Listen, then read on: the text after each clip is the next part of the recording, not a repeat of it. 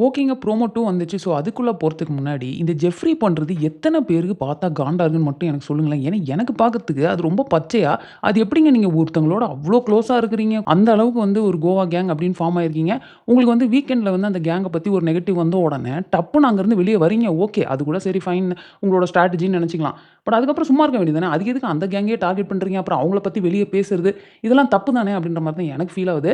சரி ஓகே. இப்போ ப்ரோமோ 2க்கு போவோமா? ஜாக்லின் அண்ட் முத்து பார்த்தீங்கன்னா, உட்காந்து பேசிட்டு இருக்காங்க. அப்ப ஜாக்லின் சொல்றாங்க, "எல்லாத்தையும் மனசுல வச்சுட்டு தான் இருக்கிறாங்க போல" அப்படின்றப்போ, நம்ம முத்து வந்து, "அவன் தான் ப்ரோவோக் பண்றான்னு தெரியுதுல." யார சொல்றாரு? நம்ம அருண சொல்றாரு. "அவன் தான் ப்ரோவோக் பண்றான்னு எல்லாருக்கும் தெரியல. ஏன் யாருமே அவன தடுக்க மாட்றாங்க?" அப்படின்றத சொல்லிட்டு, என்ன பார்த்துட்டு நீ வந்து பேசுறதுக்கு மட்டும் தான் லாயக்கின்றத திரும்ப திரும்ப சொல்றப்போ, எனக்கு வந்து ஓகே அத அப்படியே உட்டுறலாம் அப்படின்னு தான் தோணுது. ஏன்னா, பார்க்குறவங்களுக்கு அட்லீஸ்ட் அது புரியும்ல, இவன் இப்படிதான் அப்படின்றப்போ, நம்ம ஜாக்லின் சொல்றாங்க, "அவன் அதுக்கு தான் பண்றானே.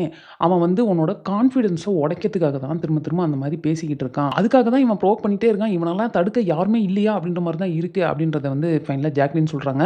இது வந்து அருண் வந்து ஏன் தேவையில்லாம இந்த மாரி ஒரு ஸ்டாண்ட் எடுத்தாரு அப்படின்றது தெரியல. ஏன்னா பார்க்குற ஆடியன்ஸ்க்குலாம் ரொம்பவே பச்சையா தெரியுது. நான் பல வீடியோஸ்ல வந்து இத சொல்லிட்டு இருக்கேன். என்ன அப்படின்னு பார்த்தீங்கன்னா, யாரெல்லாம் வீக்கெண்ட்ல அப்ரிசியேஷன் வாங்குறாங்க, யாரெல்லாம் ஸ்ட்ராங் கண்டஸ்டன்ட் அப்படின்றத பார்த்துட்டு, நீங்க அடுத்தடுத்த வாரம் பார்த்தீங்கன்னா, கரெக்ட்டா அவங்கள தான் டார்கெட் பண்ணி பிரச்சனை பண்ணிட்டு இருப்பாரு.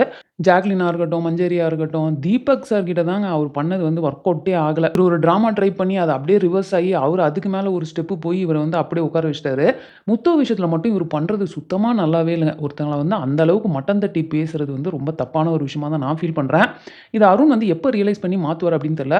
அதுவும் இல்லாம அவரு விஜய் சேதுபதி அவர மொறச்சதா இருக்கட்டும், அதுக்கப்புறம் அவர பத்தி அவர் சொன்ன நெறைய விஷயங்கள், இந்த மாரி பல பஞ்சாயத்து இந்த ஒரு வாரத்துல வந்து அருண் மேல வந்திருக்கு அப்படின்னு தான் நான் சொல்லணும்.